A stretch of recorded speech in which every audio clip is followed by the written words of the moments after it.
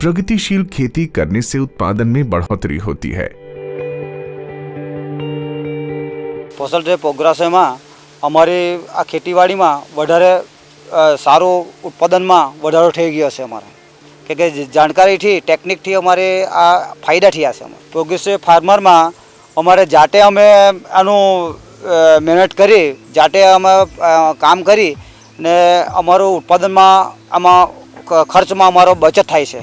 सरकार ने योजना में अमने खेतीवाड़ी योजना में के अमारे बागायत विभाग में अमने एक स्प्रे पंप मळ्या छे અને તાલપટ્ટી પણ મળી છે, કેરેટ પણ મળ્યા છે, પાઇપ પણ મળ્યા છે।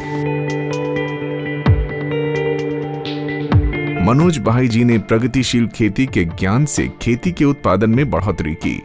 हमारा जो खेतीवाड़ी किसान भाईओ से एने व्यवस्थित रीते खेती करे एनु फार्मिंग में केवी रीते एनु मार्गदर्शन मळे અને કઈ કઈ સિઝને એની જો માવજત આપવાની છે એ ખેતીવાડી ફાર્મરને વધારે ફાયદા છે। ખેતીવાડીનું પ્રોગ્રેસિવ ફાર્મિંગ કરવા માટે અમારી ઘણી બધી ફાયદા થયા છે કે એ ફાયદાથી અમારું એક જીવન બી એક આગળને ઊંચાઈ પર અમારે ચાલી ગયું છે।